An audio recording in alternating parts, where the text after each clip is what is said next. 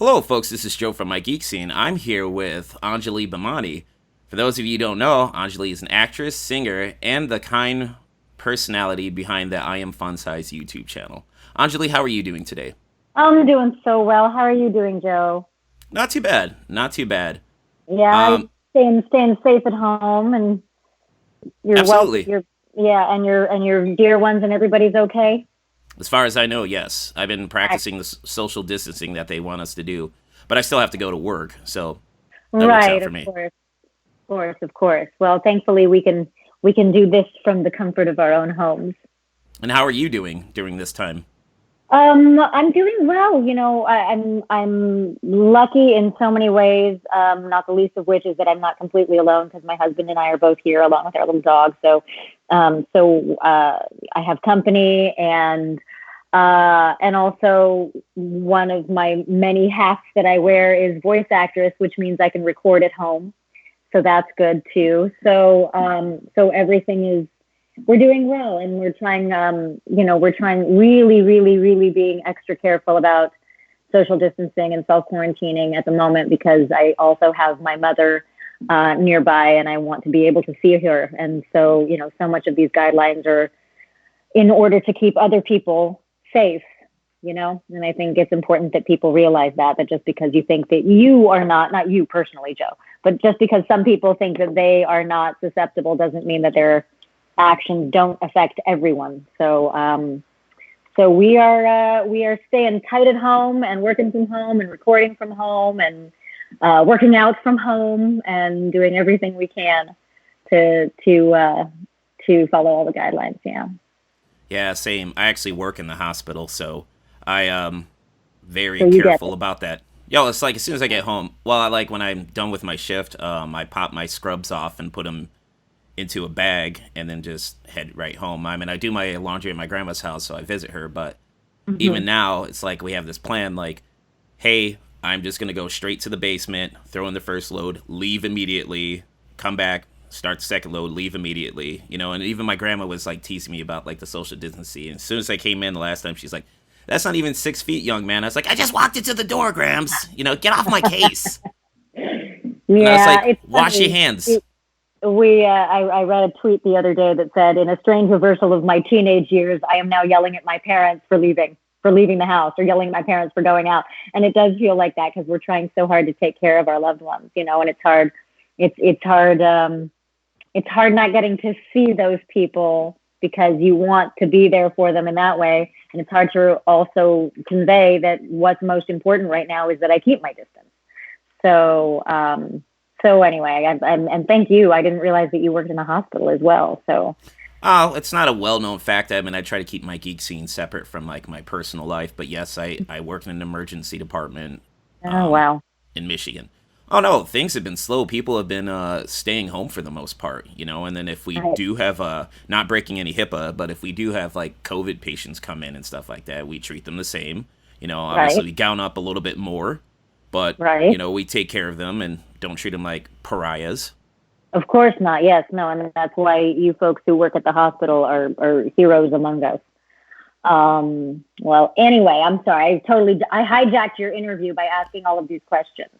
No, but this is a conversation, so that's how I try to do And it is, things. and let's, yeah, no, of course, and it is obviously on everybody's mind, and I know people are, everybody's curious about how everybody else is dealing with things. I am definitely using the time to be more creative and to try to do some good in the world from my house, which is why I have the little charity fundraiser that I'm doing right now, where I'm making up songs for people. I don't actually know if you saw that online, but I'm currently doing a charity fundraiser where if anyone donates at least $10 or more to a charity, or sends me $10 to send to a charity of my choice, or shows me proof of them helping people out right now, I will write them a song. And so I've been home recording songs for people who are donating and doing good out in the world. And that's been really fun. That's been a fun thing to be doing in between all of my work. Awesome, awesome. Yeah. Well, I'll definitely bring that up later again in this interview Okay. Okay. slash conversation. Slash Um, conversation. Right. slash Exactly. conversation. So I mentioned at the beginning of the intro that you are the kind personality behind the I Am Fun Size YouTube channel. So Mhm. actually, I wanted to. I'm curious about your process for like your videos. Do you take a Uh-huh. topic and freestyle over it, or do you write down bullet points before you film? I have so far freestyled, but I'll be honest. Sometimes I wish that I did write down bullet points and that I did plan it a little bit more. Only because usually when I'm inspired about a topic, usually I mean, I have people write in their questions, and when I take the question, I start just musing on it and trying to think of, okay, if I were dealing with that in my life, what would I do, or how would I think, or whatever? Do I have tools that help with this? And a lot of times when I'm freestyling on it, maybe I will forget something that I wish that I had brought up. But I like it being something organic. I like very much that it just is me talking to people. I don't ever want it to be something that seems like I am sitting here telling you how to live your life. Like, nobody needs that. I'm not so much giving advice as offering opinions and ideas about how I have handled things in my life or experienced things in my life that might help other people. And if it doesn't work for you, it doesn't work for you. It's not right or wrong. It's just a thing, you know?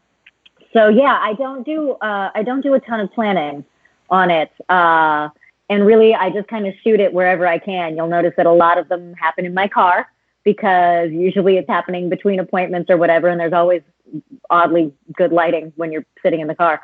So it's a good time. I'll pop on my AirPods so I can record well, and there we go. Hmm. Because I was trying to think of a question for you for that. I mean, obviously, I didn't want you to start off. I mean, have to feel like you had to do like a full video about it, but it got me to thinking. The question I was thinking about, because I've dealt with. I mean, I interview a lot of people, and then I come across people that seem like they're smiley glad hands with hidden agendas, if I'm going to quote Tool Oh. correctly. But it's just like, how do you navigate that world and still be authentic? Because sometimes you have to deal with people that you clearly know are fake and full of it, but they might help you get that next role, or they might help you get something else. Like, how do you stay true to yourself and stay authentic as a person without caving in to that sort of mentality and becoming fake yourself? Um, Very simple answer. I always try to approach it from the place of being of service, or of offering something, or of giving something, because then it has very little to do with someone else's agenda, with someone else's personality. All it has to do with is, what can I offer? What can I give you? How can I help?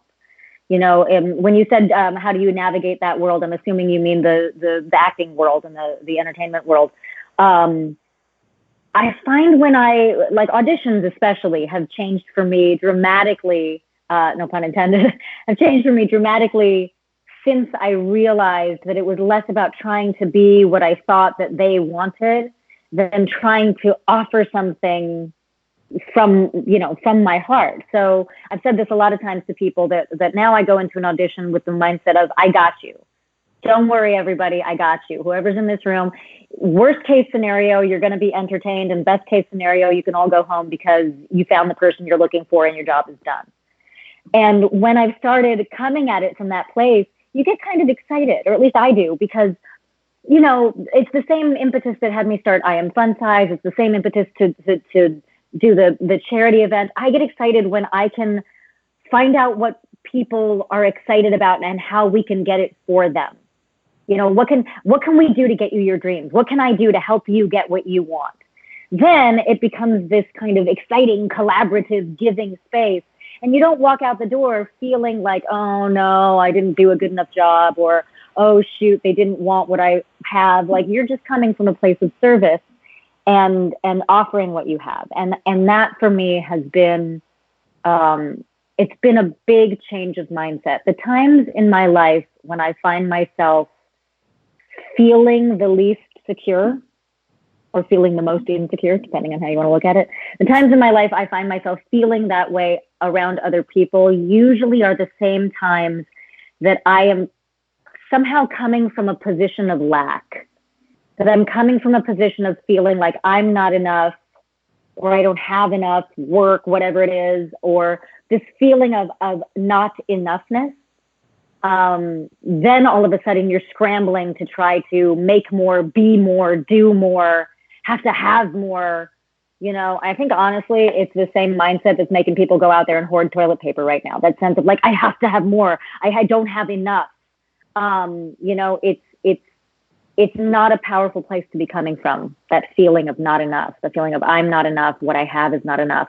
And you can never do or be your best when you're feeling that. So whenever I'm feeling myself starting to act in ways that I don't really, like, I can tell I'm feeling a lot of FOMO or feeling really insecure or seeing someone else's success and then feeling bad about myself, there's no reason for that. You know, there's really no reason for that other than me feeling at that moment, oh, I'm not enough, or what I've done is not enough, or what I have is not enough. So I try very consciously to clock those moments and shift the mindset as much as possible because, you know, no matter what, there is almost always someone who, oh, I'm so sorry. Hang on just a second. This is my front door. No worries. It's all good. Hang on. I'm so sorry. Hang on just a second. It's completely cool. Hey, baby.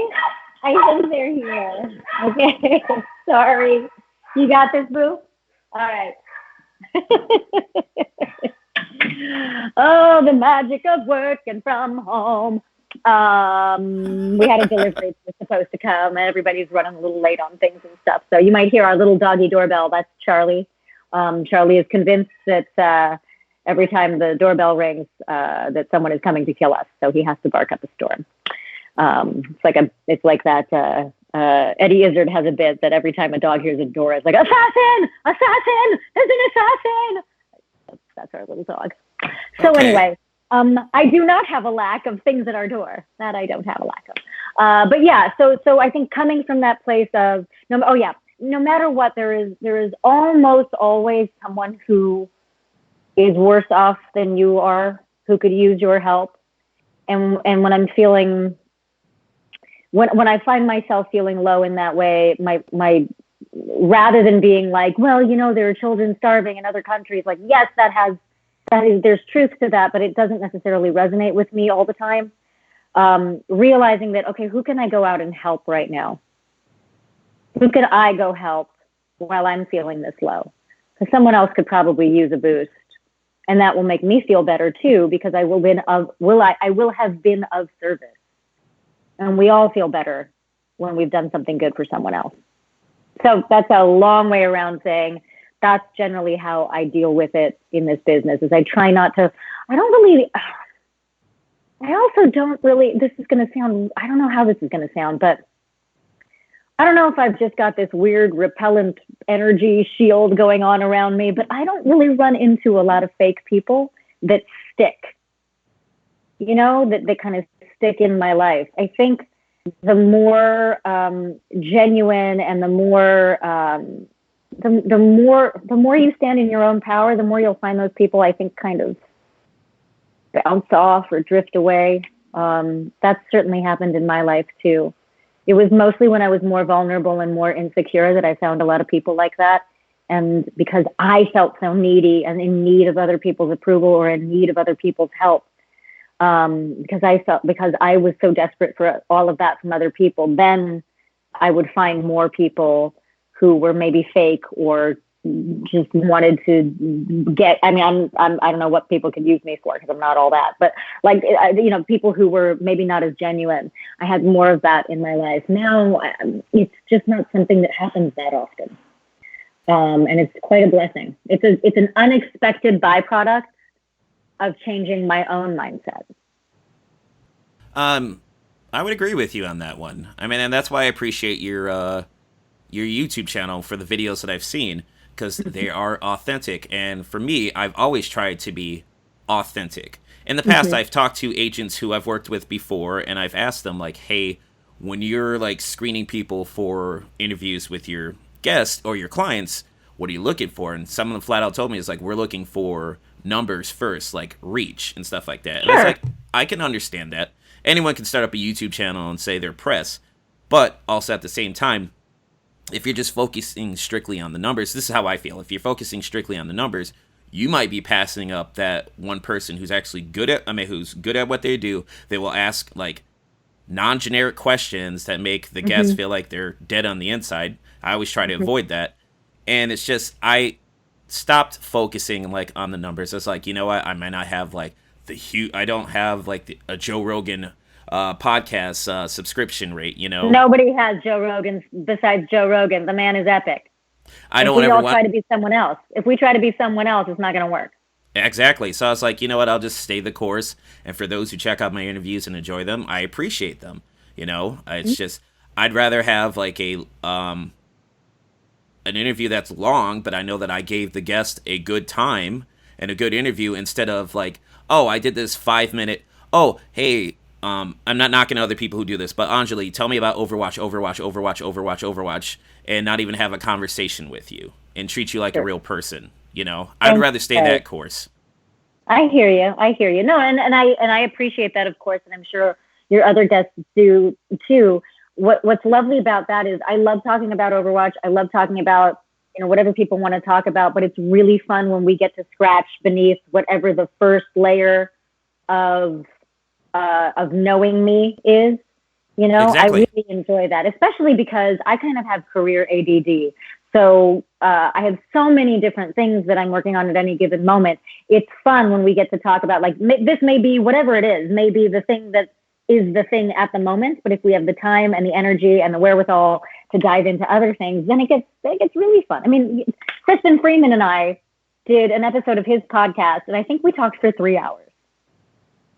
You know, that was like, you talk about Joe Rogan. That was some serious Joe Rogan style stuff. Like, we hung out in my studio and we ate dinner and we talked.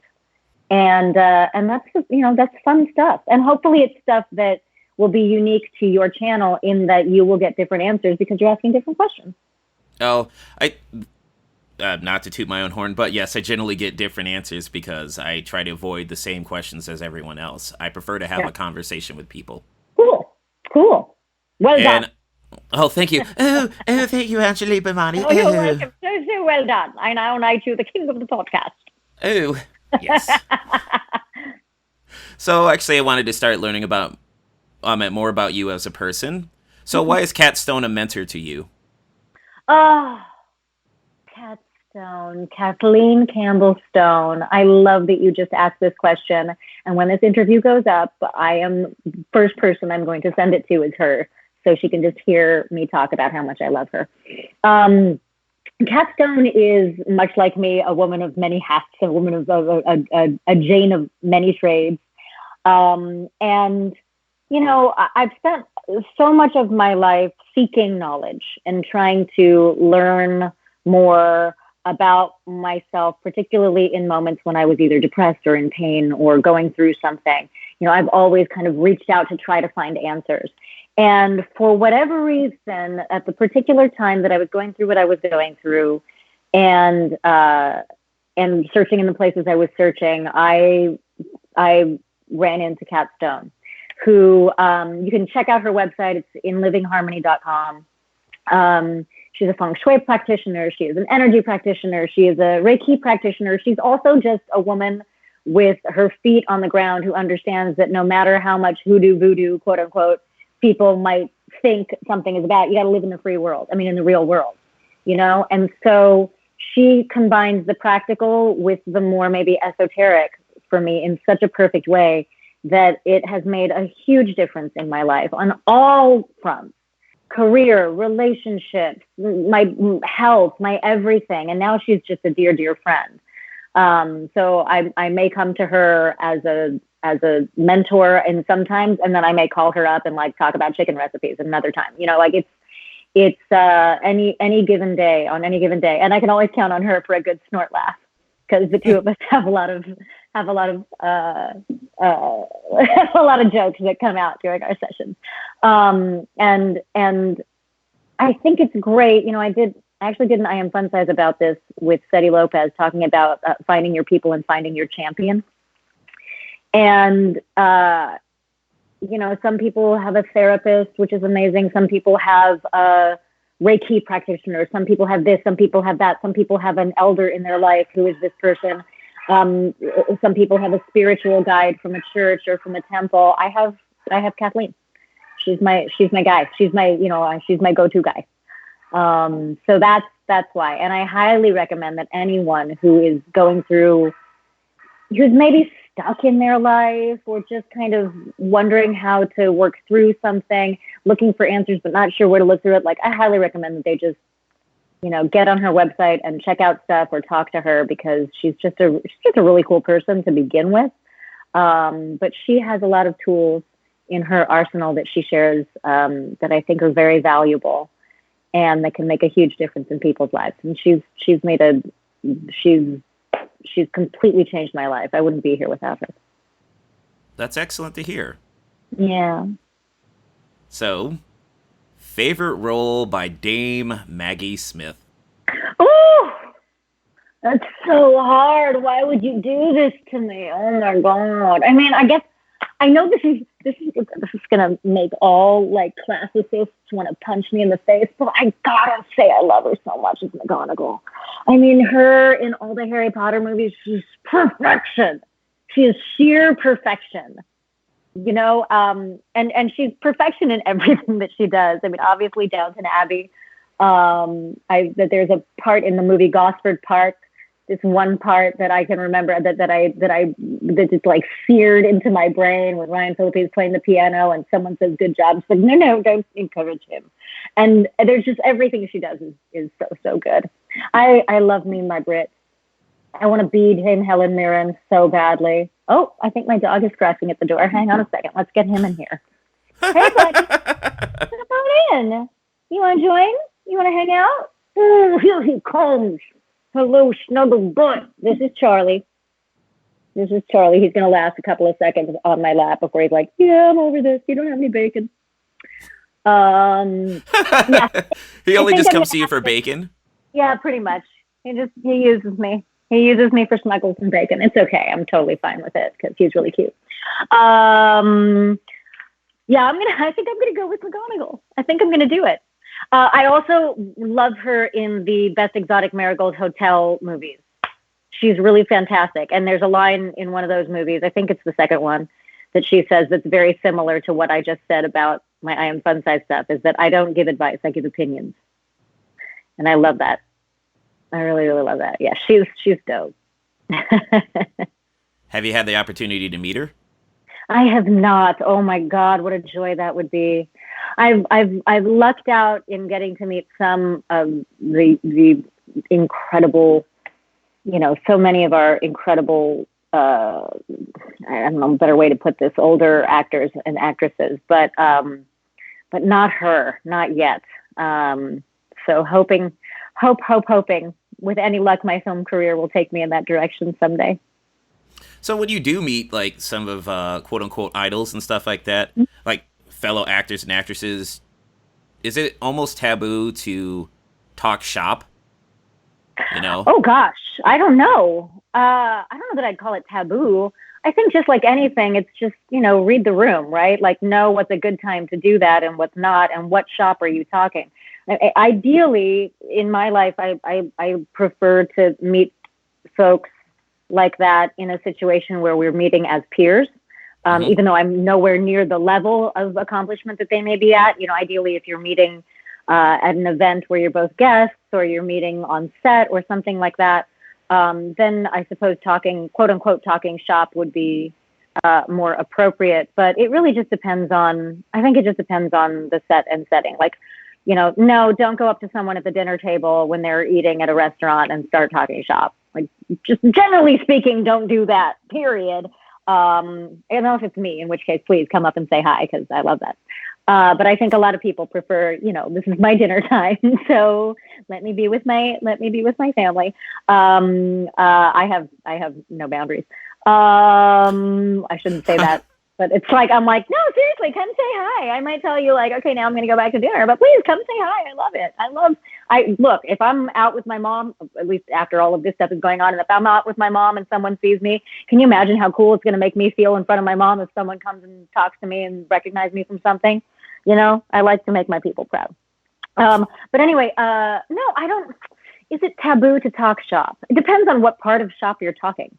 I mean, along the lines of like, oh, I love you in this role, I love you in that role, da da da da da. That's not talking shop. That's sharing your appreciation for someone.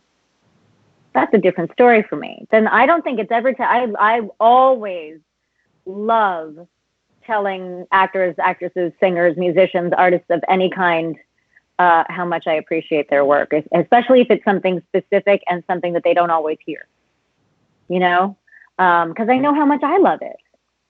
I really do. Like, it still blows my mind to this day when people will come up to me and say, "Oh my God, I loved you on Broadway in Metamorphoses." I'm like, how do you remember that? And how do you know that that was my face just by seeing me walking down the street? Like, that means so much. But especially when you're known for something else or more well known for something else, it's really, really nice. So yeah, no, I don't think. I think it also depends on whether that person. It's different from person to person. You know, for sure. It's good to be gracious, but also like not in people's faces. Okay. Well, you mentioned Eddie Izzard not too long ago. So, do you have any favorite comedians? Eddie Izzard. Well, besides Eddie Izzard, I'm sorry. Eddie Izzard. Oh my God, so many favorite comedians. Love Whitney Cummings. Love Eddie Izzard. Love Eliza Schlesinger. Joe Rogan. Oh my God, I know I'm missing people. Oh my God, how can I not remember his name? The HBO special. Oh my God, I can't remember the one he does. He does all like the music stuff. Shoot. Oh, it's coming. It's coming to me. I'm gonna have to run out the door and be like, "Baby, what is this?"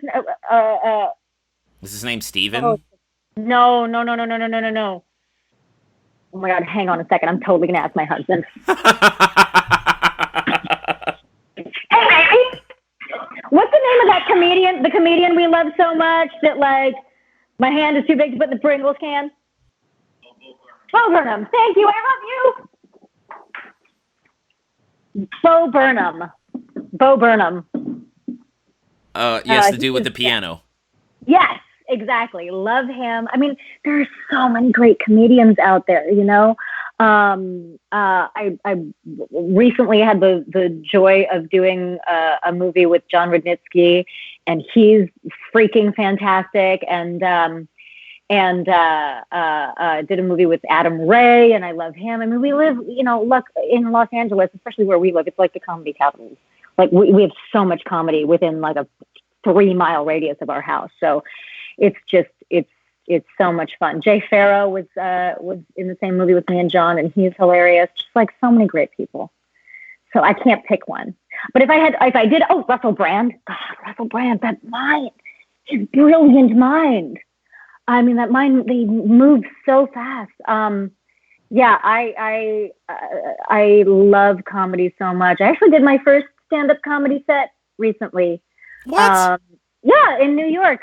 So Lucy Pohl, who is also in Overwatch, she does stand-up. And yes. She has a thing called the Immigrant Jam that she hosts in the East Village on occasion. And, you know, I heard about it from her, and I was like, I want to do that because I have an overdeveloped sense of FOMO. And then I immediately said, she said, okay, you're doing it. And then I was like, but I did a 10-minute set, and it was super fun, and it went over great. And I just have such a love and such an appreciation for stand-up, and for what people do in that world, and how they can kind of heal us almost by shining a light on sometimes terrible things. Yeah. So yeah, so many. If I kept, we'd be here all day. If I kept. No, I mean, like when I met Lucy and interviewed her, I definitely picked her brains about comedy for the majority of the interview. Actually, she is so incredibly talented at stand-up, and what's been really fun watching her journey is that her most recent show is hands down her most personal and most authentic, and it's not all yuck funny. Mm-hmm. And I think what she does is, I mean, I know this is kind of a trite thing to say, but I think what she does is very brave. I think it's very brave to open up certain parts of your own life to share and either help people laugh or help people see things that they may not have seen. And yeah, she's doing some really good stuff in the world. So keep an eye on her because God almighty, I love that girl. Do you plan on doing any more stand-up gigs, or was that a one and done? I don't know that planning is necessarily there, but I definitely would like to do more. Yes, I absolutely would like to do more. I'd like to refine that set for sure. So I might need to do it somewhere else than the Immigrant Jam, but I definitely like to take that set, bring it out here to LA or something like that and see what we can do. Did you learn something about yourself while you were doing that stand-up gig? That I really like doing stand-up. I did learn that. Okay. I did. So, as I mentioned in the beginning of the interview, that you're also a singer too, and you also tend to be a well-known rap producer known as DJ Chili Chill. So, right, DJ Chili Chill, aka King Penguin.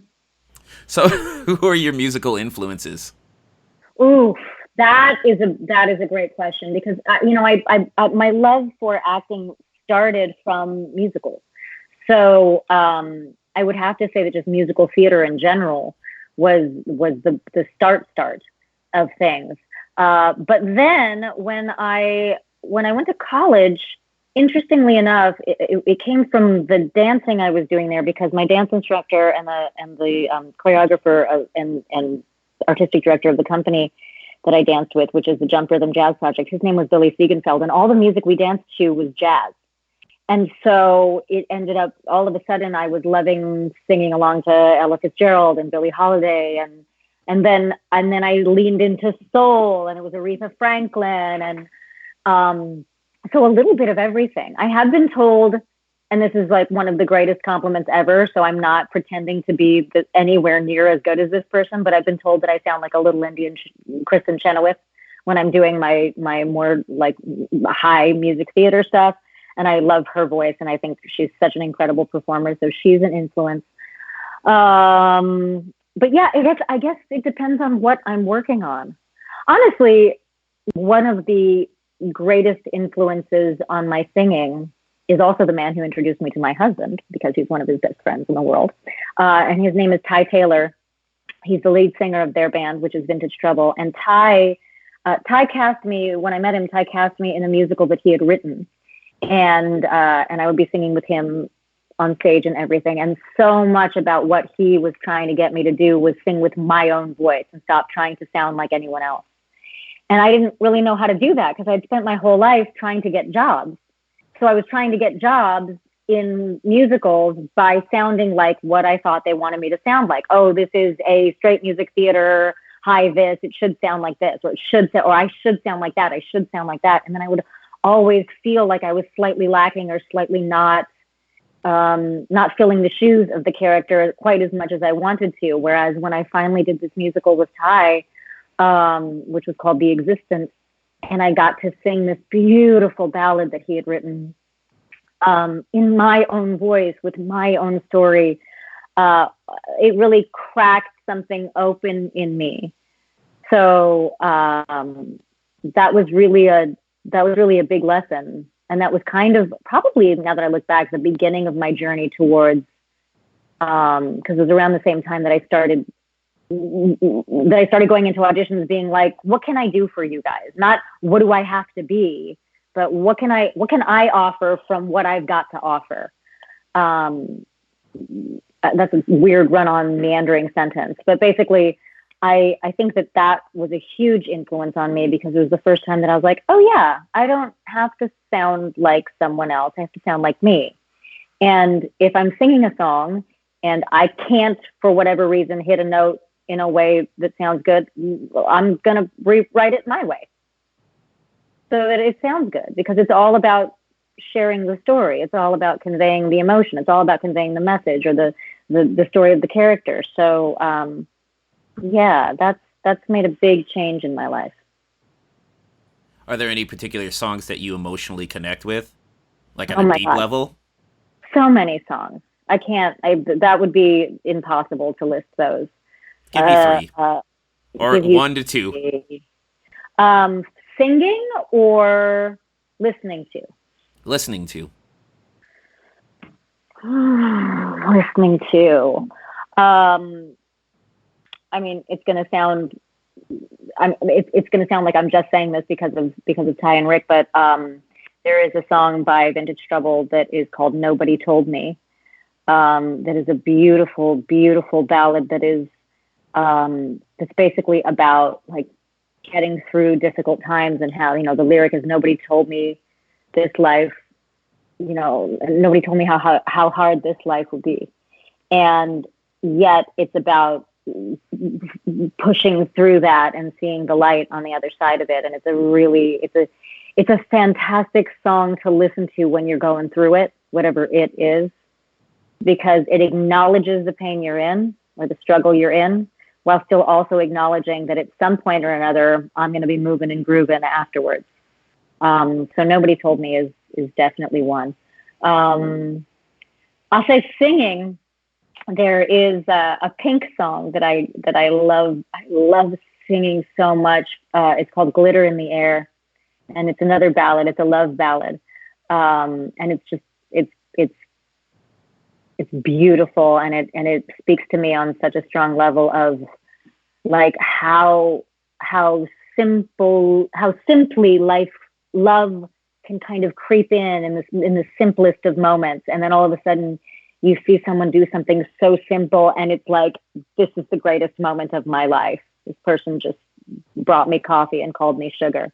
Like that in the song is so beautiful.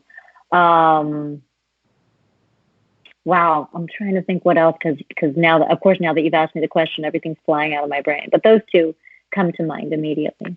You're welcome to say whatever you want. This is your time. Those two come to my mind immediately. I'll give you those. Awesome. I do love a good ballad. I do love a good ballad. Something where you can really sink your teeth into the emotion of the thing.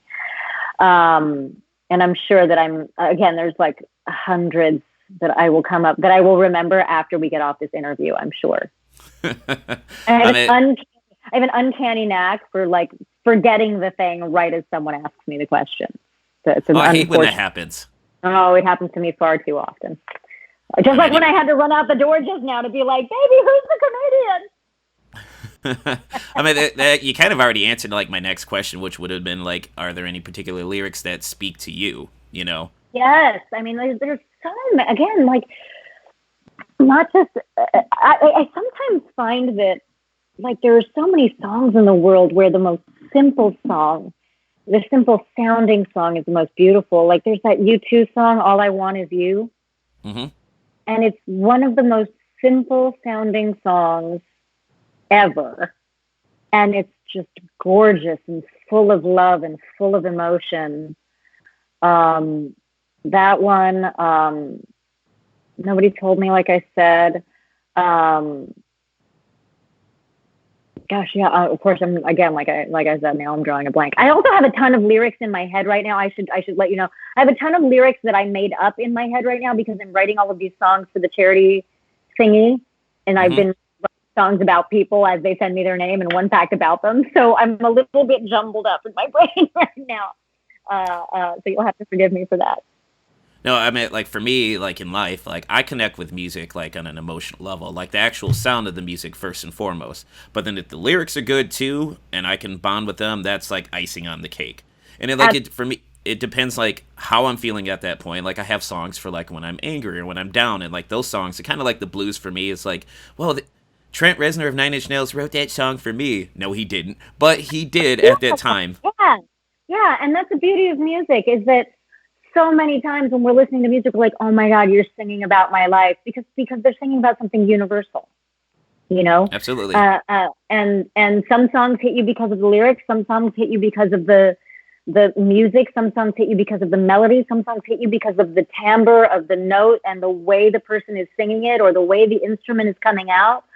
I mean, there are pieces of orchestration that can make me cry. Oh, absolutely. Just, and not cry because of sadness, but cry because there's so much in it.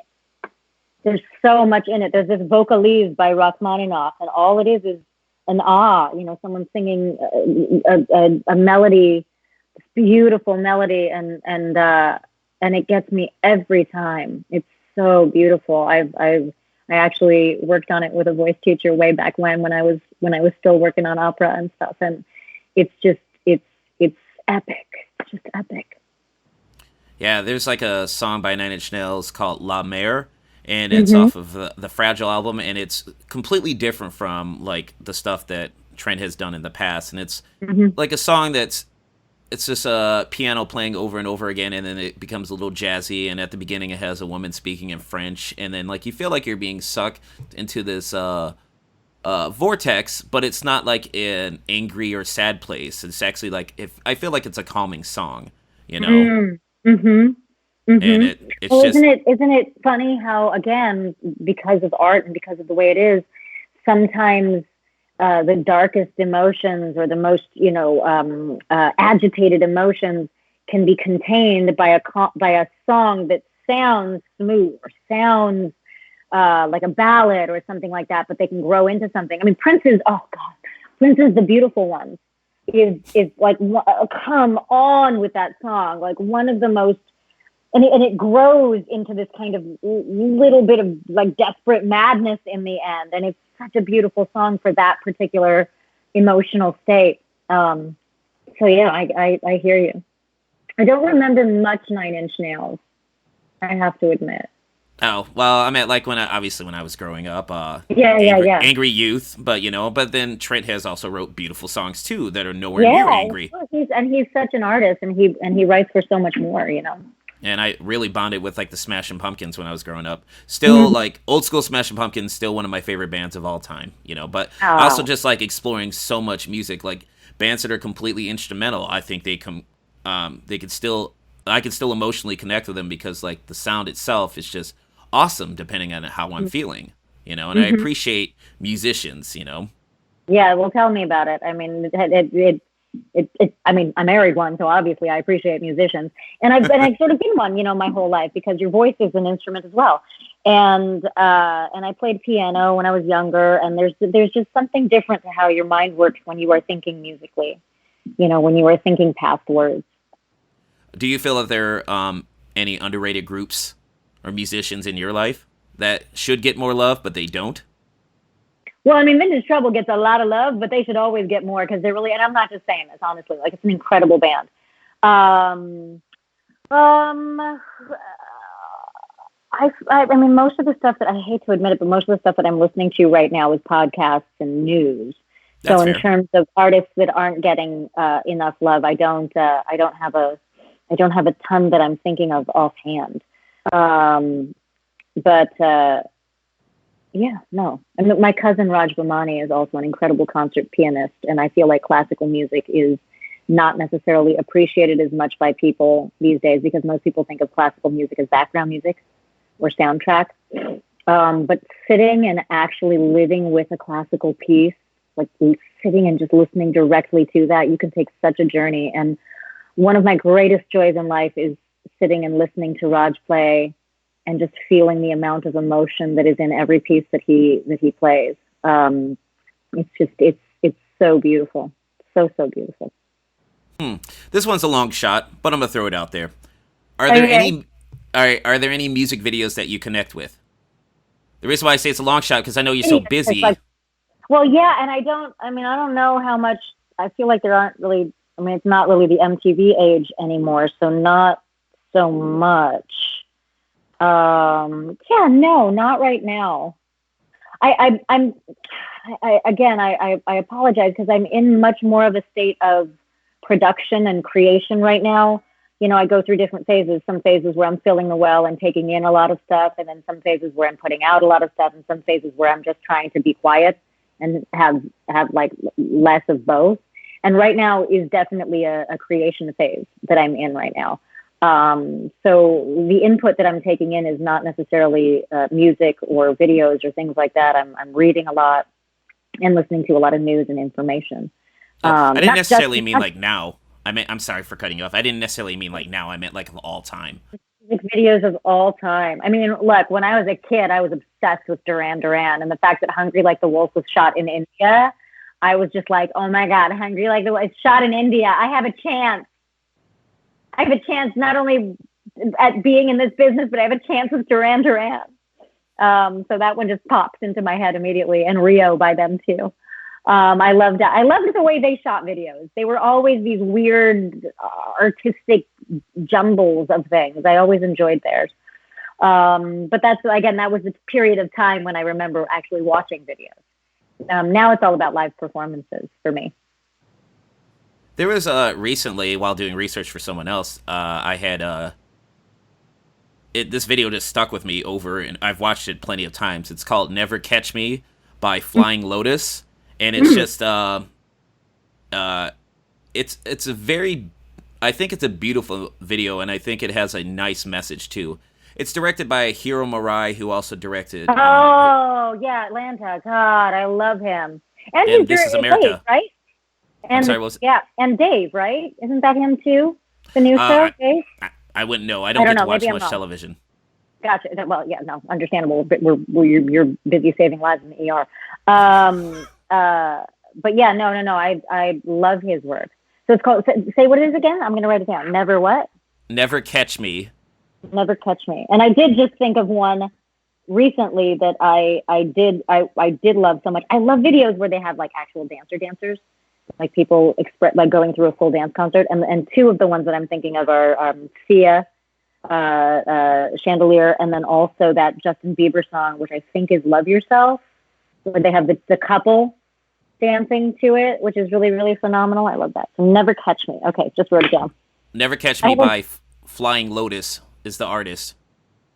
And Kendrick Lamar does like backup vocals on that. Mm-hmm. So it's a well shot video, and it's a beautiful video, and I think it has a deep message, and like it would be interesting to get your take on that down the road, like even if you wanted absolutely. to. Well, if it's anything like This Is America, which is epic, I'm all over it. If it's anything, in fact, maybe we'll add that to our watch list for tonight. I mean, it doesn't have as much symbolism as This Is America, but I think it does. It doesn't have Donald Glover, so that might be why. Because Donald Glover is that man doesn't do anything without some kind of strong intention, you know.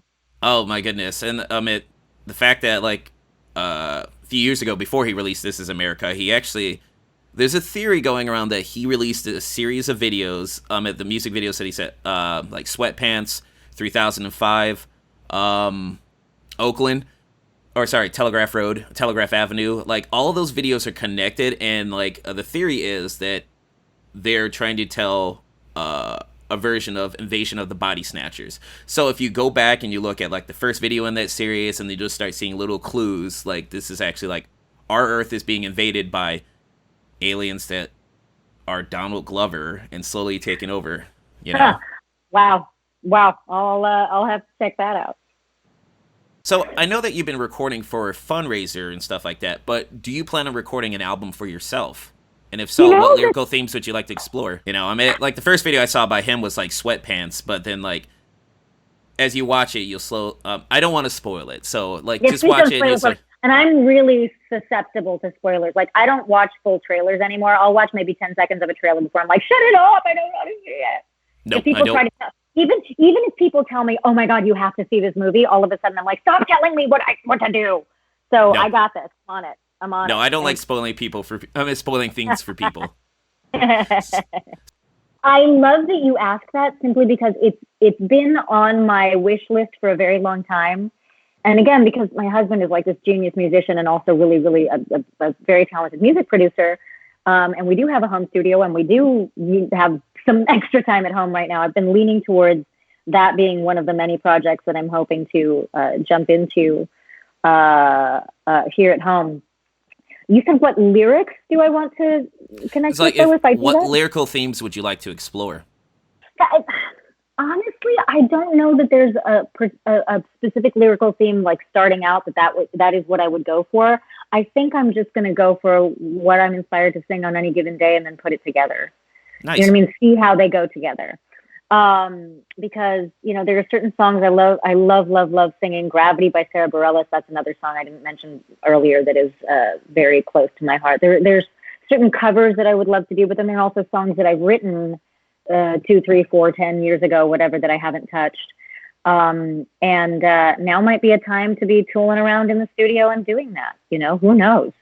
I've wanted to do that for a long time. I have a lot. I have a lot of projects in my head, or I should say on the list, because there is a list. And I think I often fall prey to that very same thing that a lot of other people do, which is that because you're like, oh, I should be working on this. No, I should be working on this. No, I should be working on this. You never get anything done, So I would very much like to record something, and it might just end up coming out of, hey, we're in the house and I have finished all the work that I can do from home today, and we're all self-isolating and quarantining, so maybe let's crack open the studio and see what comes out today.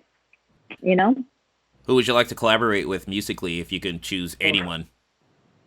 Well, I definitely want to collaborate with our friend Brad Keys, also known as DJ Pool Party. We actually have a project we've been talking about doing for years, but haven't had the chance to do it yet. So that's one thing. Who would I like? God, I mean, always would love to collaborate with Ty if he had any free time in his schedule. I pretty much want to collaborate with anyone who's dope. After a certain point, all of the people that you are working with are talented or above, and it's just a matter of who you enjoy spending time with. And I think it works that way for casting. I think it works that way on film sets. I think it works that way for a lot of people, that all things being equal, you just want to work with cool people. And there are so many people that I would just be so wildly intimidated by that I wouldn't even think to mention their names here. Like, in a dream world, would I like to collaborate with Pink? Fuck yes. In a dream world, I want to be Pink. In a dream world, I want to collaborate with Justin Timberlake because I want to know what it is to be Justin Timberlake. He's dope. He's like, he can do anything. These are just people who I'm like, I want to be you for a day. I want to feel what that feels like. Such an incredible thing. There's so many prolific artists out there. You mentioned Donald Glover. I'd like to see how his brain works. I mean, if you're talking about collaborate specifically on music or just in general? Just in general. Oh, God. Well, for your album, like if you had I have this huge budget, I'll pull in whoever I want to, those sort of guests. And you've already mentioned a few. Yeah, Lin-Manuel Miranda, for sure. For sure. I would love to collaborate with him. My friend Janina Gavankar, I would love to collaborate with her. She's a brilliant musician and actress, and just she lives a creative life. Everything about the world that she creates around, like everything about her world, her home, everything is like this obvious giant creation of something that came from her heart. It's beautiful how she lives that life. I'd love to do something with my cousin Raj. Years ago when I used to do salons, basically, and sing 10 songs in a small, not a small room, but in a small area with people and a piano. He would play for me when it was something too hard for anyone else to play, and it was a beautiful thing. We used to do Glitter and Be Gay together from Candide, and that was fun. And of course I'd love to collaborate with this tall, handsome fellow that I'm married to, because he's like I said, he's a tremendous musician and a tremendous producer at the same time. So he's got a great ear for it. I mean, I know you've been busy as an actress over the years, but have you allowed yourself time to go to concerts? Ones that you're not performing in, but so what's been? I mean, I've been lucky. I feel like I'm talking about my husband so much, but you keep bringing up music, and it's hard not to. I told you we were going to talk a lot about music. No, but I've had the joy, because of Vintage Trouble's touring schedule, of getting to go to a lot of festivals and getting to go to a lot of events and getting to see a lot of bands live.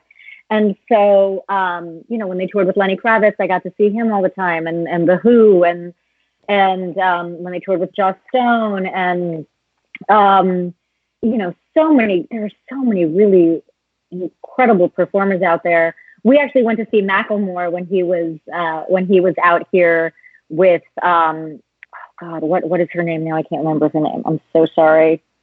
Macklemore was with, I can't remember it, and she's like a major star, and now I feel embarrassed. But Macklemore's show was like such a joy, and Pink's show.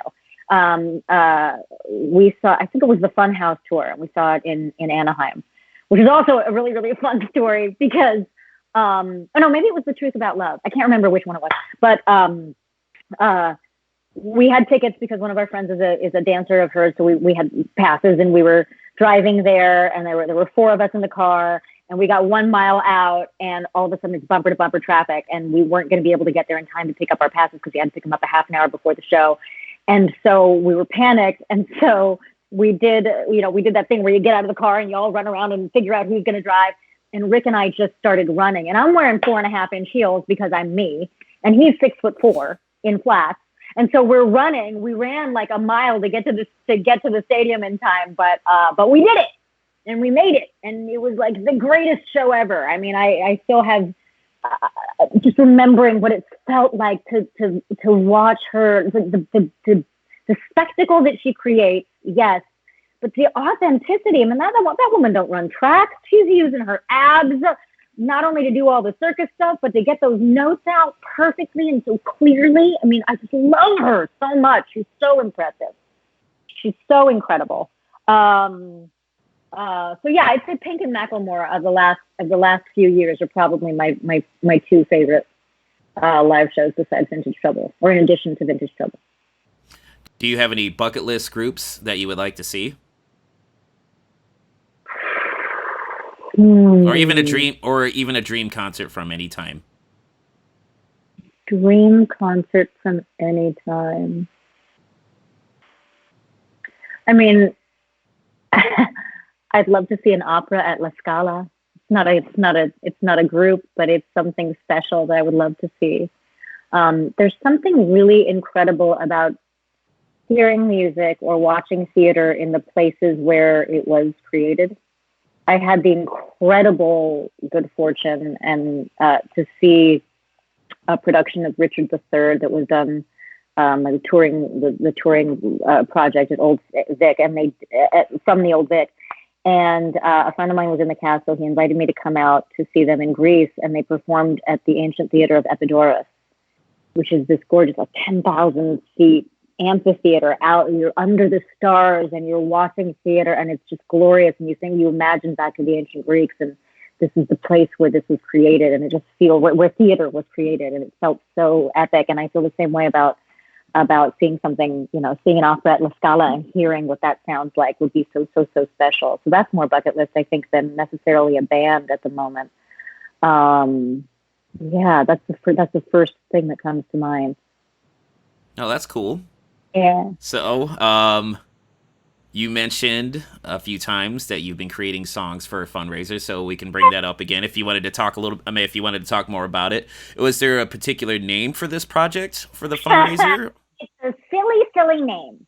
It's Anja's Singsational COVID-19 Relief Charity Drive. Okay. Basically, the idea is that I love singing and I love making a fool of myself, and I make silly songs around the house all the time. Usually they're about the dog. And he's got some epic songs. I'm not gonna lie. Like I need to record these, and like one of them should actually be a dog food commercial. But anyway, so I make these silly songs up and all this stuff. So I thought, why don't we do this for a good cause? And so there were 3 things that I asked. I think I mentioned this at the beginning. 3 things that I've asked people to do in order to get a song from me. A little tiny ditty. It's not going to be a full production thing. One is donate $10 or more to the charity of your choice and send me proof of that. Obviously, right now, most charities are focusing on COVID-19 relief for people of different demographics, whether it's the CDC or it's Feeding America or Restaurant Workers Foundation, like whatever it is, people are trying to help each other in this time. So donate to a charity. If people don't want to donate to a charity themselves, they can send the money to me at anjsingsforyou@gmail.com or paypal.me/anjsingsforyou. And I will donate it to either the SAG Foundation's COVID-19 Relief Fund, which is helping people in the entertainment industry who are suddenly finding themselves completely, not able to pay their mortgage or pay their bills because of what's going on. Or there is a fundraising campaign that was mentioned on Pod Save America, which is one of the podcasts we listen to. And that particular COVID-19 relief fund encompasses a lot of different charities that they're sending the money to that are like hands-on, right, going straight to people who might be immediately in need, not just, although in addition to, not just the broader research that the CDC is doing. I mean, the fact is, everybody needs help right now. So those are two ways. And then way number three is for people who just don't have the resources to help. I wanted to offer the option of just send me a picture of you doing something for other people in this time. One of the most touching things that I've received so far is that there is, and I hope this person doesn't mind me mentioning this, but there was someone who wrote in, she's immunocompromised and doesn't necessarily also have the financial resources to give, but she and her community are putting teddy bears in their windows to so that people who can get out for a drive while they're still self-isolating can actually see lovely things in their neighborhood. And I was like, I read that email and I almost started crying. Like, I mean, you get an epic song, you get a super song. Like, there's so many people with so little still trying to help. And it throws into the relief. It really throws into relief the people who have so much that are so worried about hanging on to their own, which pisses me off. But there's so many people on the flip side of it who are like, I know I don't have a lot, but I want to give something. I want to make music for those people. I want to do something for those people. And since I can't get out and do my Symmetra high heel challenge, which was the other fundraiser that I was about to start, because, now I can't get out and do that. We're going to do this one instead for now. I mean, I think that's cool. The story you just told about people doing nice things with what little they can do with, Yeah. I mean, last night when I was at my shift, my boss had brought in food that people left on her porch with a bunch of thank you cards. And like the thank you cards were just hand drawn by a lot of kids and stuff. And it was just plastered all over like one of our break rooms with all these nice foods like granola bars and crackers and Girl Scout cookies and stuff like that. And I was just like, that's pretty cool. I mean, it sucks that, it takes something like this to... Well, no. I guess I'm putting it wrong. It sucks that this whole situation is happening, but it's also cool to see that people actually do care, Mm-hmm. I mean, people have been caring for quite some time, but I feel like even now it's like starting to become a little bit more magnified, like how much, or it's being brought to the forefront, like actually how much people do care, Yeah. And I do appreciate it when those things happen.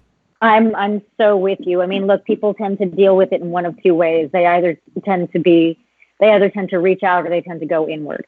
When people go inward, oh, there's the dog again.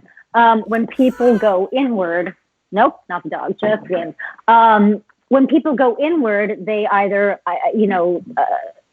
start attacking themselves, or they start getting depressed, or almost worse, they start only thinking about themselves and what they have and what they need, and mine. So some people react to crises that way, and other people react to crises. My husband always tells me, I mean, you're the gal who runs to the accident, not away from the accident. I'm like, yeah, because someone's got to help, right? And I would like to think there are more of those people in the world than we think. They just don't get as much attention, and they might not be as loud because they're actually busy helping people. They're actually busy looking out for others. And so even if it is something as simple as checking in on an elderly neighbor, or like you said, leaving food outside, or just doing nice things, like simple, tiny, nice things, they create the ripple effect. And it is like a practice, like your yoga practice, or like you practice piano. The more used to doing something simply nice or helpful for people, the more you do them and the more they build up. And I don't want to sound all Pollyanna about it, but I really do think it's as simple as that. Like, we might not be able to solve all the global problems immediately, but the more we can do more of the small things every single day in our lives. I think that energy, I think that intention, I think that choice has positive repercussions in the world.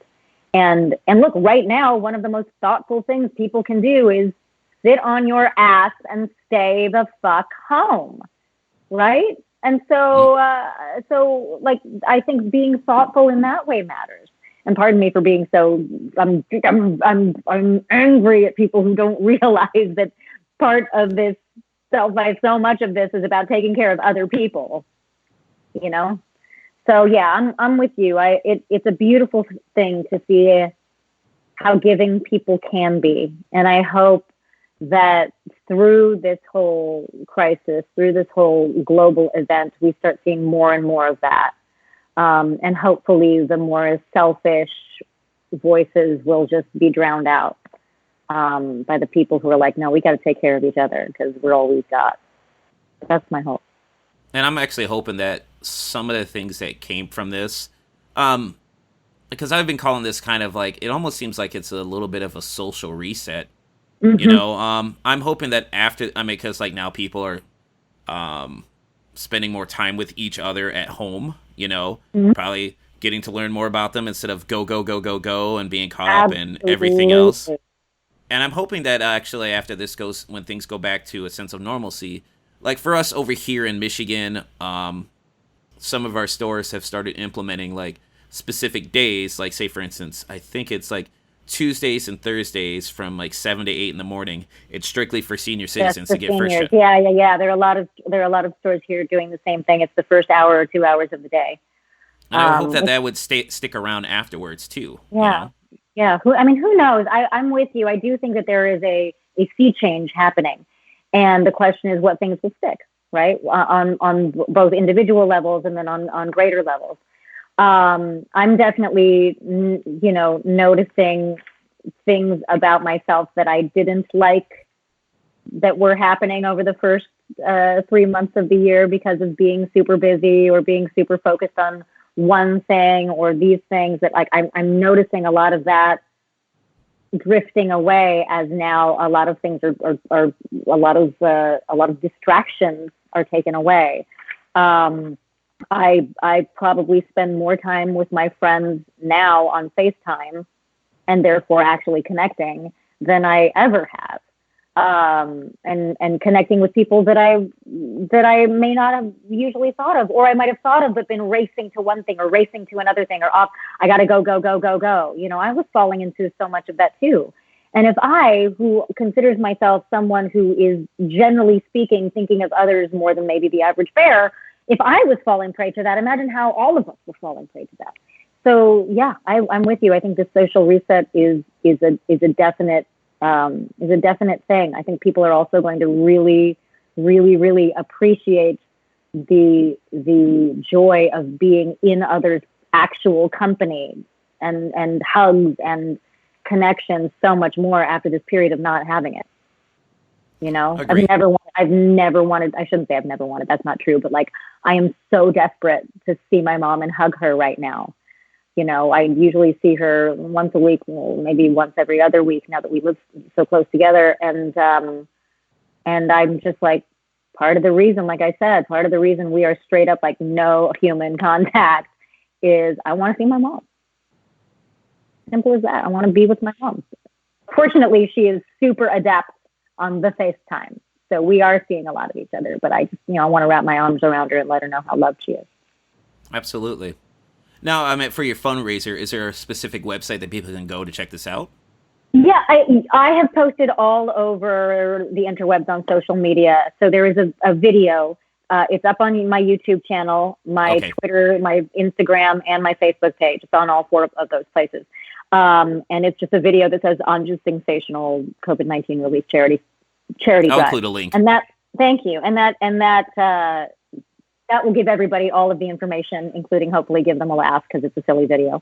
And it will prove to everybody that I should never play the ukulele. And that's pretty much the good place to go. And even if you don't do the charity drive, just doing something for people, man, it makes such a difference. So if anyone hears this and you don't have to come to my drive, just do something. Just do something. Reach out to someone who needs it. And if people wanted to find out more about you online, where could they go? They can go to on Instagram, on Twitter, and on YouTube. My channels are my handles are Sweet Anj with 3 E's. So it's SWEEETANJ. You can find me in those 3 places. And then on Facebook, I'm Anjali Bhimani.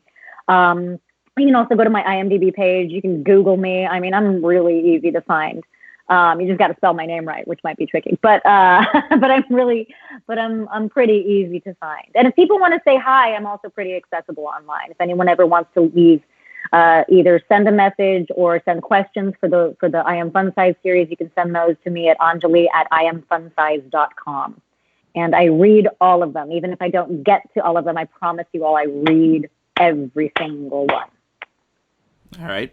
And final question for you as we're wrapping this up. What would be your message for the fans? Oh, you guys, I love so much how creative and giving you are. And I hesitate at all times to call the community fans, because I feel like it is a community and I've just been embraced in it as one of it. And I'm so grateful for that. So thank you for letting me be a part of your community, because it's made my life so much better. And I think we can all do a lot more in the world because of that, because we're including each other and being a big happy community. So thank you guys so much. Thank you for watching the things I do, listening to the things I do, sharing the things I do, and thank you for coming to me and giving me your time, because it means the world to me. I am a very, very, very lucky woman. Well, Anjali, thank you so much for granting me this interview. Oh my goodness, anytime. I love talking to you, Joe. Oh, that's very kind words. I do truly appreciate that. Well, folks, this is Joe from My Geek Scene. I'm here with Anjali Bhimani. Take it easy. Bye.